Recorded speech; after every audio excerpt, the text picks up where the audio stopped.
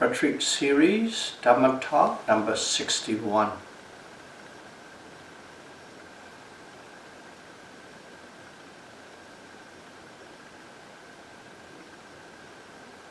Last time we were talking about mental illness.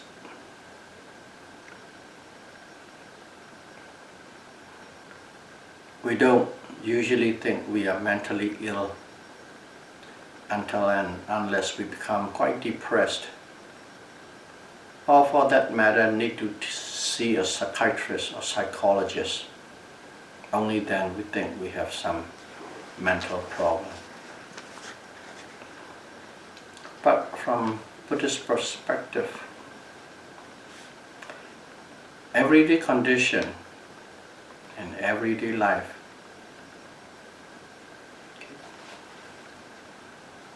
these mental illnesses are arising: craving, attachment, grasping, anger, ill will, hatred. These are called mental illness. These are mental states which are ill. In our daily life, we use the words such as cruelty,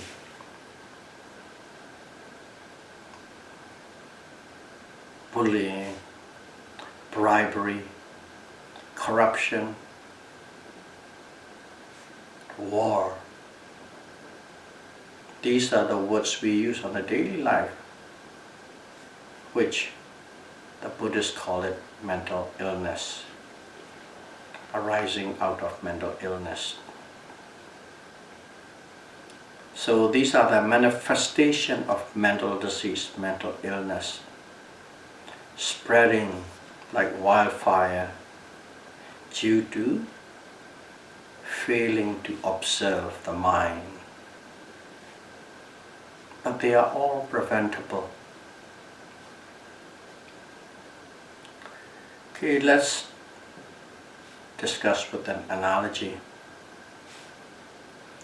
Okay, we live or we handle in a lab a lot of germs and bacteria and virus.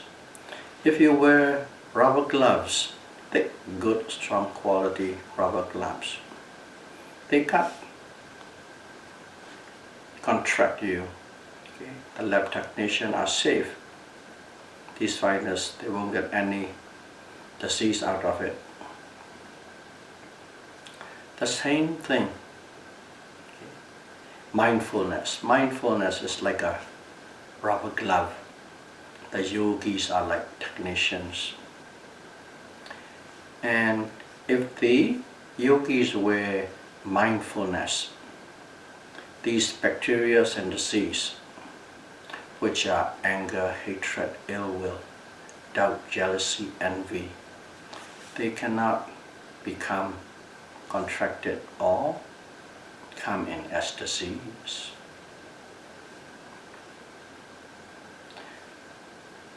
So basically, let's call it Satipatthana Vipassana, mindfulness, insight, meditation. But in one word, we just call it Sati, mindfulness, for the ease of communication. So if we wear the gloves of mindfulness, insight, we can prevent mental illness, the virus. As simple as that. But sometimes these gloves have little holes. If they have little holes, these bacteria and virus can come through these holes and you will get infected. But if you're aware of it, as soon as you become aware there are holes in your gloves, then you can change to a new glove, and at the same time, as you catch them quite fast, the breach of these viruses, you can take care of it at the tender stage, and it can be healed quite easily. So sometimes you're wearing the gloves and they become quite thin. When they become quite thin, if you're aware of it, before they break, because it breached, you can put on a new gloves. The same thing, mindfulness. You are applying mindfulness. And sometime, or for some people quite often, you don't have enough effort in the application of mindfulness. So what happened was the mindfulness become weak. If it is weak, pretty soon it will break. But if you are aware that it's become weak, you have to step it up and make a strong quality mindfulness, like having a new gloves. So keep that in mind. So basically these are two things. One thing is before it breaks, you change to a new one. In other words, you're preventing. The other one was it breached, but you caught it in time and you put a remedy in it. It's a cure. So mindfulness has two functions. One is preventing kilesa to arise. Another one was curing. If the kilesa has already arisen, you put your mindfulness and it can be doused or dissolved or healed. So there are two techniques. One technique, two purposes. One is the prevention, another one is the curing or healing. So that's why guard your mind throughout the day. And if you can guard your mind throughout the day, mental illness will not arise. And this one, don't take it from me. You can accurately verify yourself from your direct experience. Try it and see. Now we talk about the prevention method. Okay, we are preventing these mental illness coming in with the mindfulness. There are three powerful tools when you are doing this prevention process. Three powerful tools. We just use mindfulness, sati, but actually there are three. One is called viriya, effort. Second one is sati, mindfulness. And the third tool is samadhi, mental concentration. So you have to use all these three tools together skillfully in this process. And what does this viriya, effort, does in this process? What it does is, whenever you apply effort, okay, any difficulty that you are facing, you can overcome. Without effort, you cannot overcome difficulty. So, effort has the power to overcome difficulty. And when you put effort, one, act bravely and boldly. That's what the tool of effort or viriya function is. And then also this effort, you apply this mindfulness very steadily. Okay. What is this effort for? Effort is to apply mindfulness. In practical terms, you are directing your mind towards the object that is arising at the moment, one after the other. But to do that, you need effort. You have to apply that effort. First of all, you apply it steadily. And then once you become quite adjusted with it, you don't stay there. You have to step up effort. There are many techniques and means and ways what to do, how to do. We have already discussed it.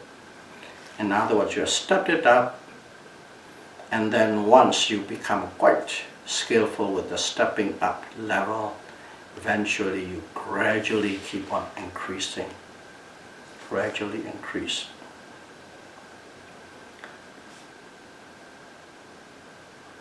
Why are you doing that?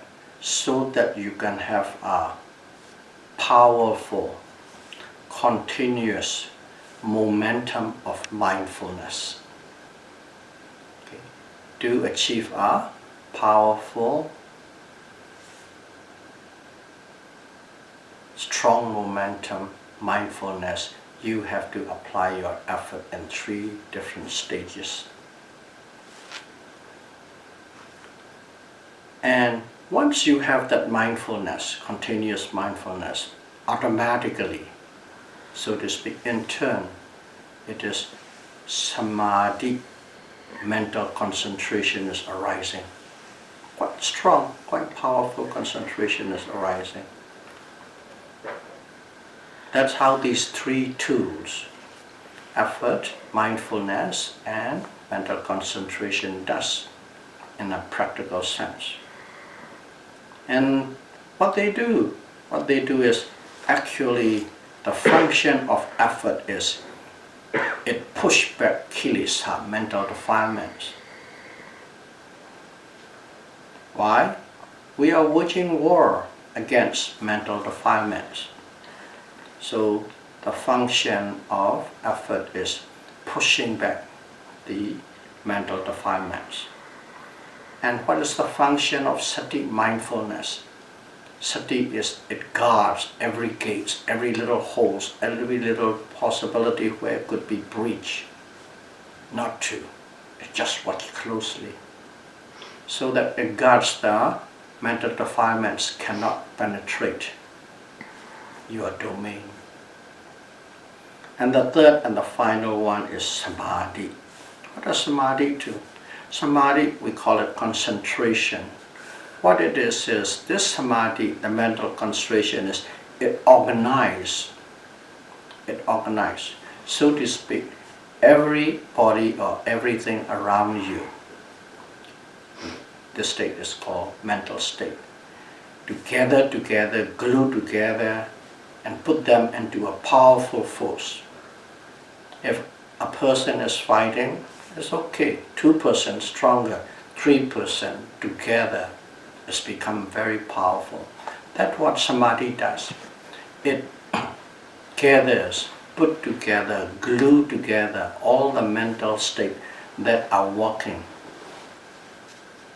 and put them into a force so that it becomes very powerful. And once that mental concentration does that function, there is no place for mental defilement to arise. Totally expel from that domain. Those are the 3 tools. That's how they work together in a practical field, and that's how their function is. But you have to apply these 3 tools skillfully, repeatedly, again and again. And only if you put it again and again for a longer period of time, hours, days, months, if you do that, it has enough power to prevent and eventually to subdue these mental defilements. So keep in mind, if you don't have sufficient amount of effort, mindfulness, and mental concentration, what happens? When you are meditating, you will be missing a lot of objects. In other words, you become totally unmindful. You will be missing a lot of objects. And if you miss a lot of objects, what are you living with? You are living with the non-liberated mind. Non-liberated mind. Avimukti ceta. That's what you are living with. So, but if you can apply this continuously, okay, continuous observation without a break, without a gap, then it will cause the liberated mind, vimutti-citta, to arise. And when there's a vimutti-citta, liberated mind, there's no kilesa. Very simple, but you need to work very hard. So, if there is mindfulness inside, if you are practicing mindfulness inside, akusala, unwholesome actions, cannot roll in. They are put to a stop. These akusala, okay, akusala, or unwholesome actions of others, akusala action of others cannot stain you, cannot disturb you. But the akusala actions or unwholesome actions of your own will stain you and will make you a subhuman being. Let's call it subhuman being. You become a subhuman being, low character human being, lowly human being. Because these akusala have already stained you, which is inside you, not from other people. So let's say there's a subhuman being, low character human being. That low character human being may have a great wealth, billions of dollars, great fame, great power over a lot of others. Even if you have all these great wealth, fame and power, subhuman being is still a subhuman being. It doesn't become a decent, good human being. No wealth can change, no fame can change, no power can change. A lowly human being is always a lowly human being. But to become a true human, okay, what do we need? We need to prevent or subdue these akusala, unwholesome actions, or akusala Dhamma,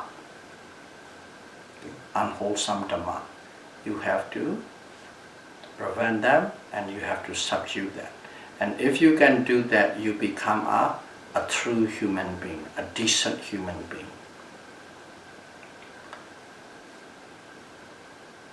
So let's see, in the scripture, it is written, it's quote from a scripture. One who doesn't know how to avoid or protect oneself from akusala Dhamma, one who doesn't know how to avoid or protect oneself from akusala Dhamma, that person is his or her own worst enemy. If you don't know, you are your own worst enemy. No enemy is worse than you.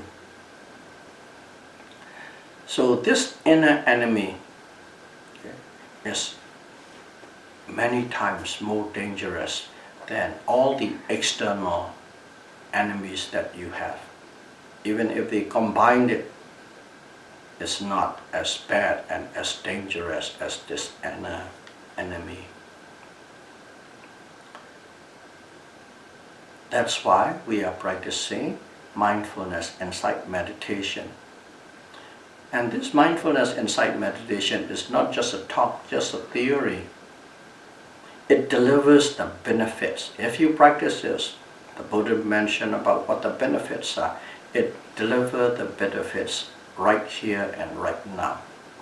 You don't have to wait for 5 years later or 10 years later, or next life or many lives later. You can get it right here and right now, but you have to practice with precision and great effort.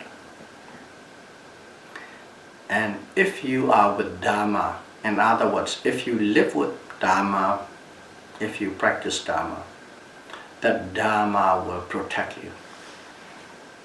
Okay.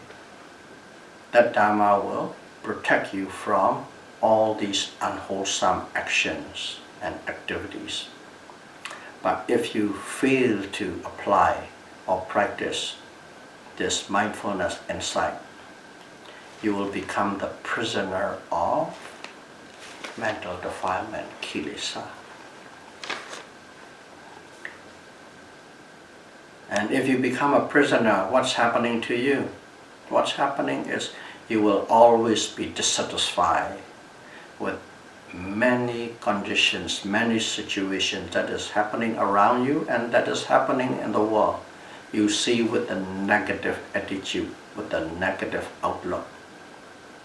Once you become a prisoner, you become impatient, you become short-tempered on anything that is disagreeable with you.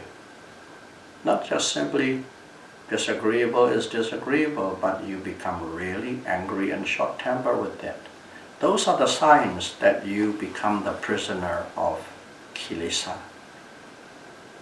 And also you can be easily become elated and excited whenever you are facing or getting things that you like.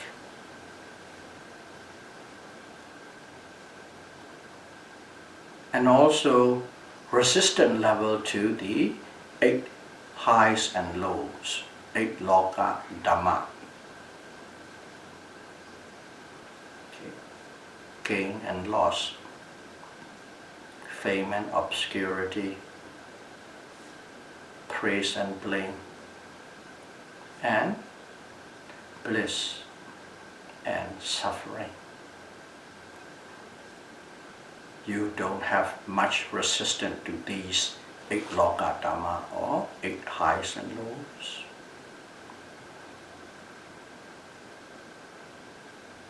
And whenever you come in contact with them, you easily collapse. And also you surrender very easily under any difficult situation. Those are the signs that you become the prisoner of mental defilements. So this is more on a specific level, individual practice we are focusing on. Let's now change it and change our perspective. Let's look on a larger scale.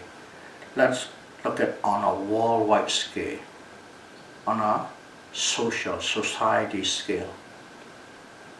On a larger scale, what's happening? There are wars everywhere. There's not a day that you don't hear about wars on the news. Wars happening, battles raging, all sort of confrontations are going around the world.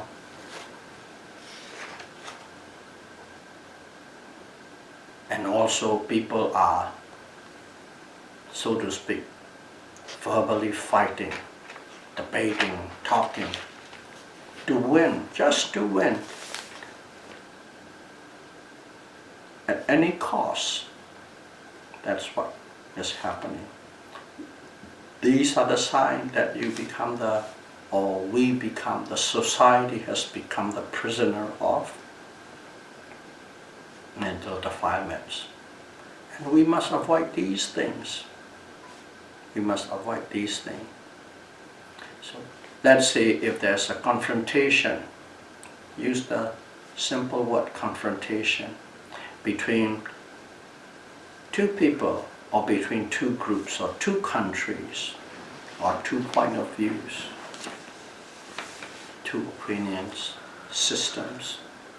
If there's a confrontation, look at it really accurately. When there is a confrontation with violence, both sides lose, both sides suffer. Even if one group can declare as a winner, you might say, I won, but at what cost? In a war, a winner, the people from the winner side also get killed, also get shot, also get legs chopped off, hands chopped off,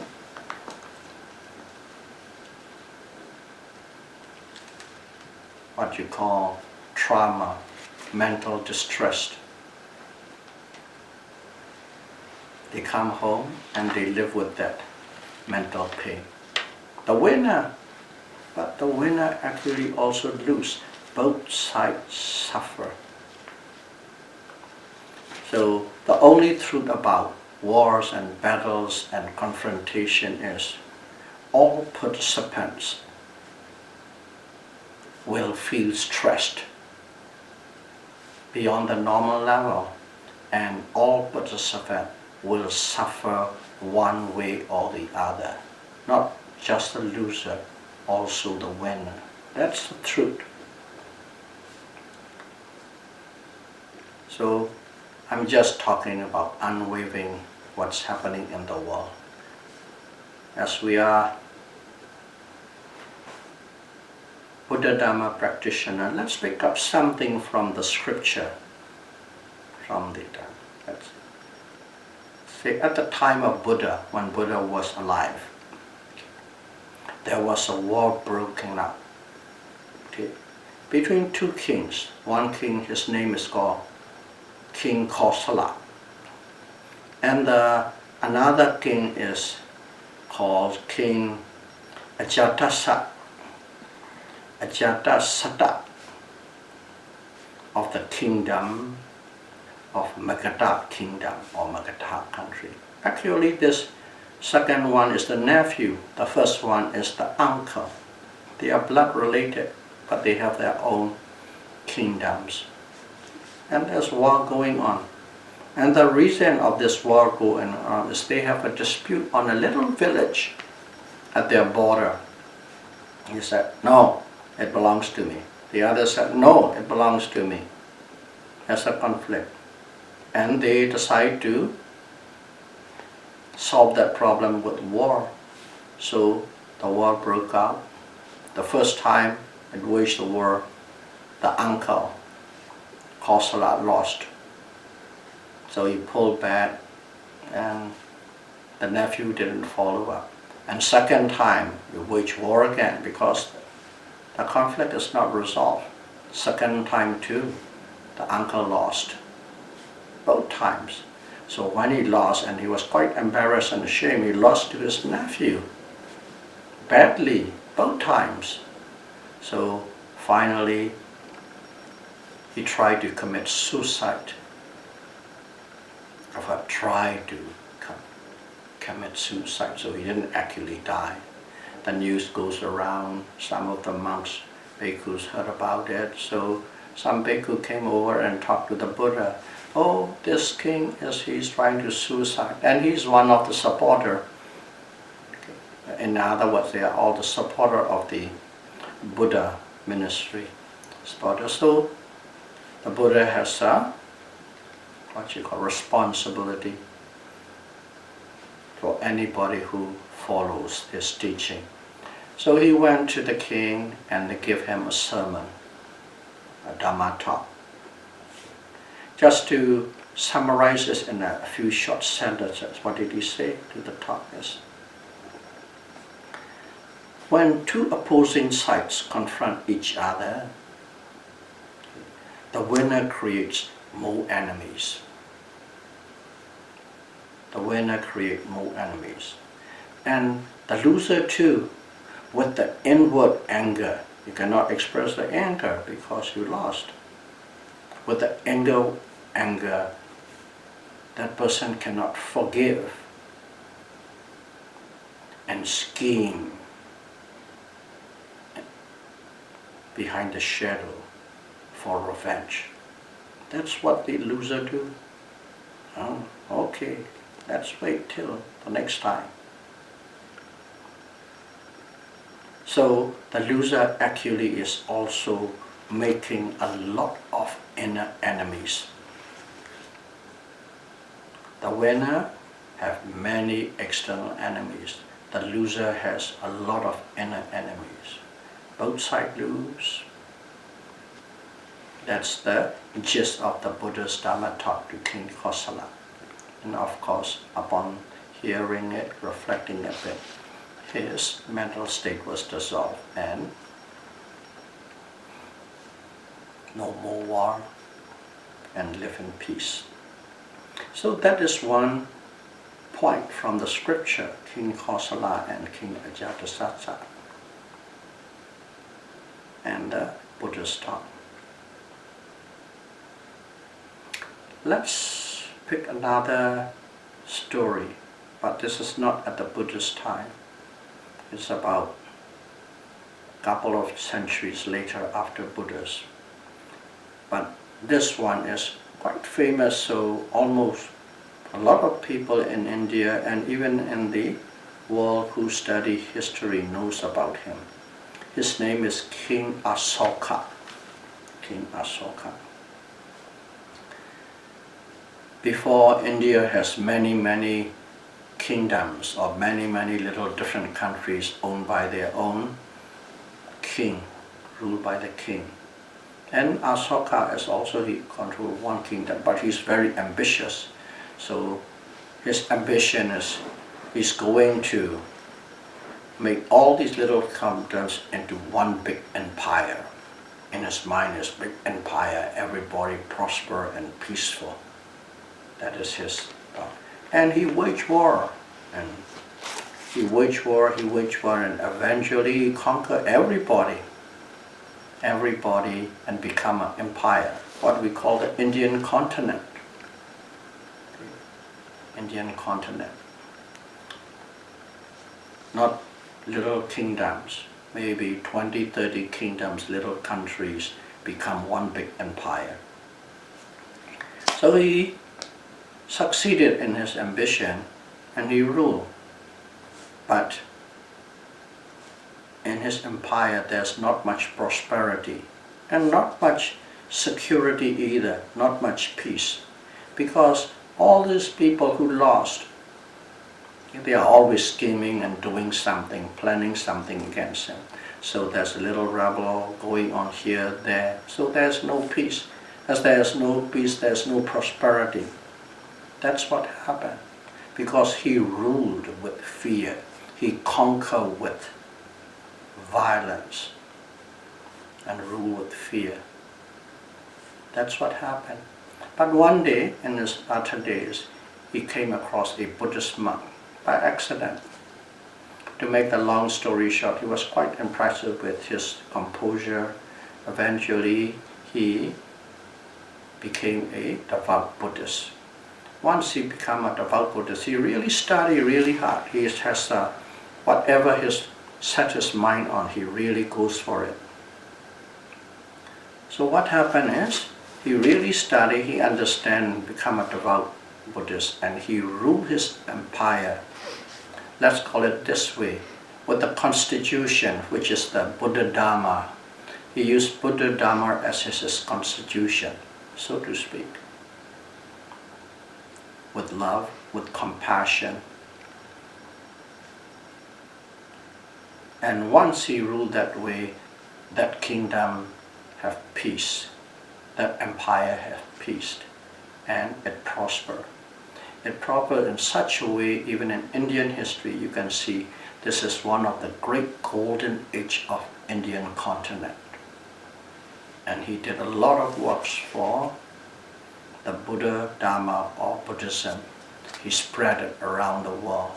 That's around the time Buddhism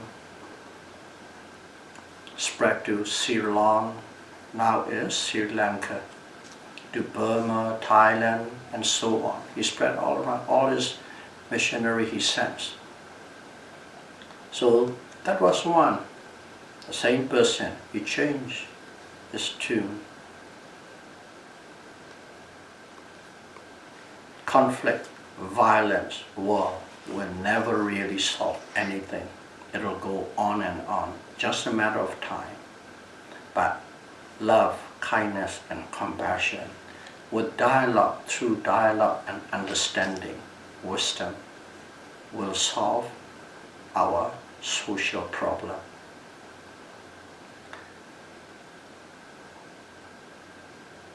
So the key thing is, one must win over yourself, not others.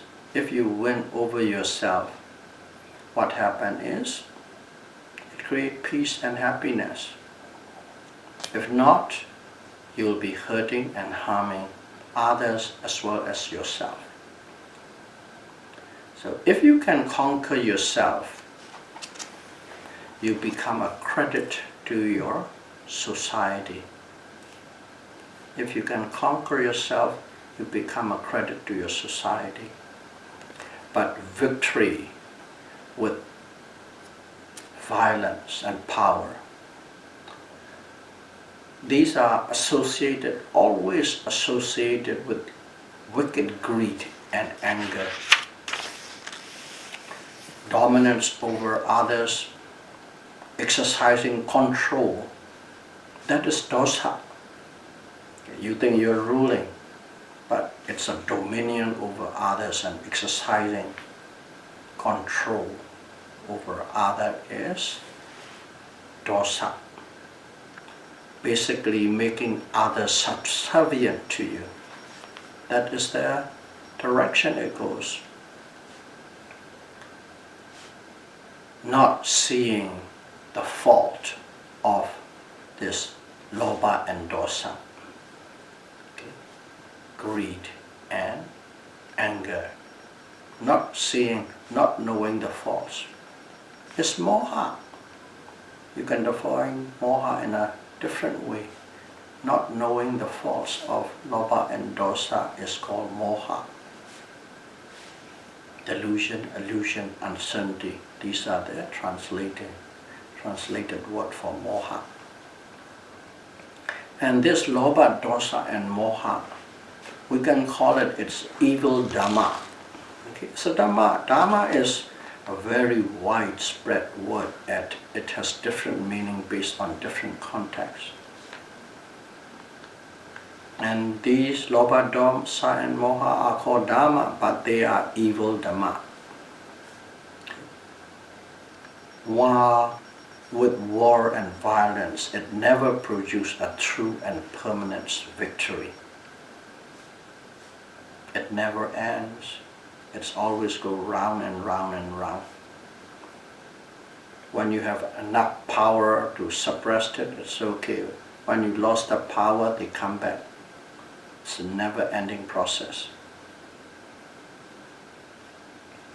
But if we conquer our inner enemy, okay, if we conquer our enemy, we are victorious over ourselves, and also victory for the society. Not only yourself, the society also win. So these lobha, dosa, moha, mental illness, they are a great danger. This, let's call it fire of lobha, or another one is called raga, greed or lust, raga. It is immeasurable. You can't measure it, it's so big. Dosa, the anger, aversion, it's like a fire. It will burn anything and everything. Whatever it touches, dosa touches, it burns. And this moha, delusion, it will make you look like a fool. You'll become a fool under the influence of moha. So these are the internal fires, lobha, dosa and moha. And these internal fires or internal enemies cannot be conquered by force, by sheer will, by suppressing it. But it can be conquered by using, let me put another word, the three trainings. We call it three trainings. What are the three trainings? Okay. Sila, Samadhi, Panya. Sila, morality. Samadhi, mental concentration. Panya, wisdom. With these three, you can conquer the inner enemy. Or, if you want to use another words, it can be conquered with Eightfold Noble Path. Eightfold Noble Path. We are not going to expand a bit into the details. right speech, right deed, right livelihood. That's morality. Okay. Right effort, right mindfulness, right concentration. That is samadhi group. And then right thoughts and right view. That is the wisdom group, Sila, Samadhi, Pinya, expanded into 8 constituents. With that, you can conquer this inner enemy. And what is this eightfold path or 3 trainings called in another word? It's called Satipatthana, Vipassana, mindfulness, insight, meditation. So, if you douse these fires or enemies, inner enemies, with the water of mindfulness, insight, meditation, repeatedly, eventually you will extinguish them. You conquer them. So, this is more in a larger scale. We are looking at these mental illness and its antidotes. Mental illness, their manifestation, antidotes, and their application. So let's go back to a little more precise and detail, right to our meditation, back to our practice. If you don't note, in other words, if you don't observe, in a meditation you are not really noting, you are not really observing. Instead, what are you doing? If you are thinking, if you are imagining of the past and future, if you don't note, if you are thinking, imagining, fantasizing about the past and the future, what you are doing is you are befriending a non-liberated mind, avimukti citta. And even one is observing and noting. First one is not noting, this one is observing and noting, but you are observing and noting superficially. If you are noting superficially, still these mental defilement, kilesa, can come in and attack you. You are not safe if you note superficially. These, what we call discursive thinking, thoughts, these thinkings are nothing but you are reheating the old kilesa. You have done kilesa. By thinking you are reheating it. By recalling you are reheating it. With the memories you are reliving it. That's what you are doing. But one, we all need to put those kilesa we have done in the past. Okay? We have put them to rest. Such thing as imagining in your meditation, planning, strategizing, scheming, instead of observing, noting properly. If you are doing those things, what is happening or what you are doing is you are seeding new kilesa for yourself. That is the reality. So, the correct knowing, you can only know correctly if you observe correctly. Correct knowing of the object,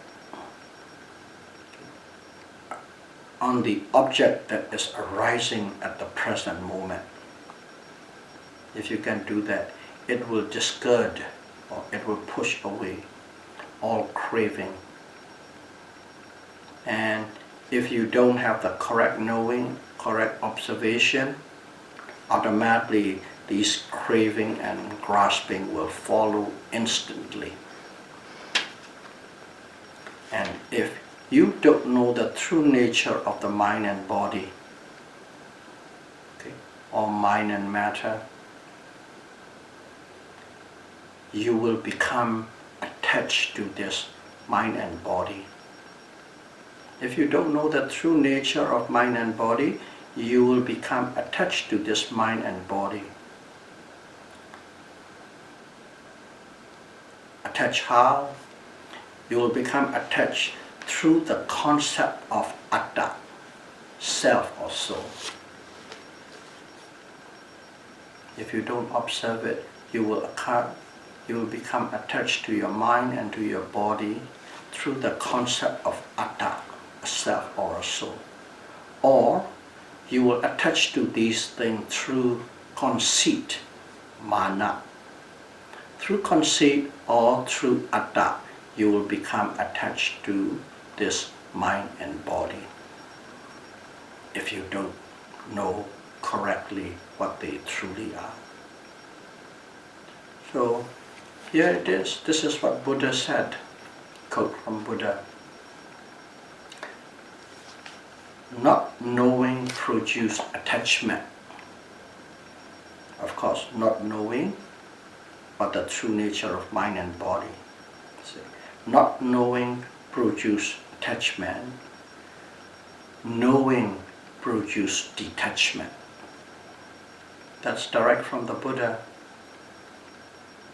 And only through detachment one will find peace. Without detachment, you will never be able to find peace. This is Buddha quote. So we are all traveling in this highway of life. Every one of us traveling in this highway of life. But if we travel this highway of life with mindfulness, sati, if we travel, if we live, that means it becomes a part of you. If you travel this highway of life with mindfulness, you will find peace. You will find peace. There's a peace here, a peace there, not all the time yet, but eventually, if you keep sustaining that mindfulness to a very powerful state, at the end of the journey, you will find the supreme peace. So may you be able to travel your life journey with powerful mindfulness, and may you be able to find or attain peace as soon as possible. Sadhu, sadhu, sadhu. Thank you very much.